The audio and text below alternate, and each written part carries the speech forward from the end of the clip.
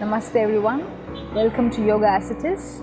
Today we're going to discuss about Yama, which is the first limb of Ashtanga Yoga described by Patanjali in his Yoga Sutras.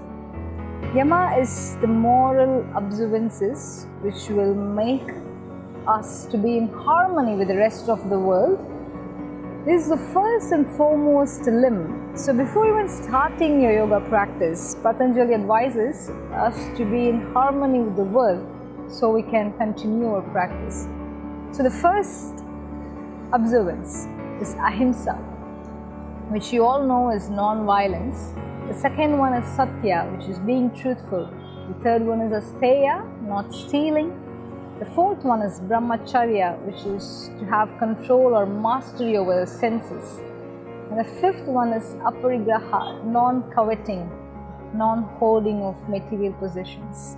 We go one by one. We see what is ahimsa. Ahimsa, as we all know, it's non-violence. How can we practice ahimsa?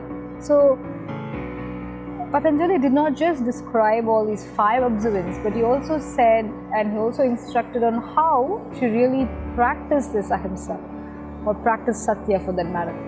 So the first step of non-violence is not being violent through your actions. This is the first way of communication, is your action. That's the most visible way of communication.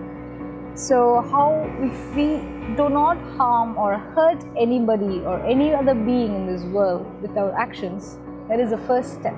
The second step is through our words, not harming or injuring anyone through our words we speak. And the third step is not harming anyone by our thoughts. Even in the root is our thought. From the thought, the word arises, and the word and the action.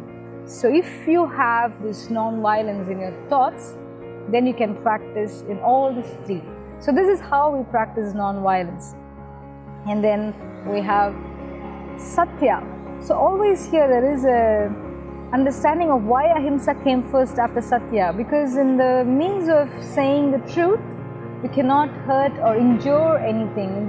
By being true, that doesn't mean you have to hurt anybody or injure something, or it's given. So first you practice ahimsa and then you practice Sathya.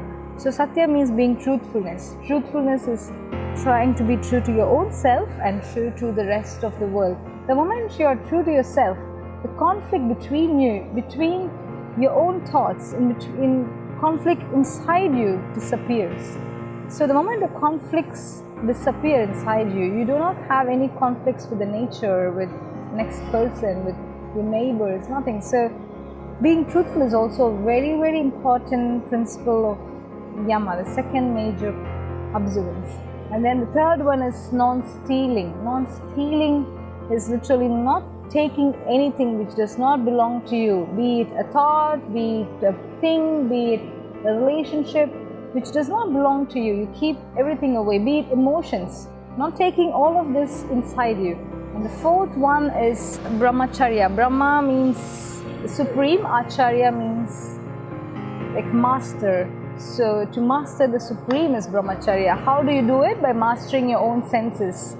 We know of our 5 senses, we sometimes tend to abuse these 5 senses. To master these 5 senses, have a control over them, and the senses is not overtaking your mind, rather your mind has all the senses under control. That is brahmacharya. And after brahmacharya, it's aparigraha, which is non-coveting or not being jealous. How we practice aparigraha is really not holding material possessions which we don't need.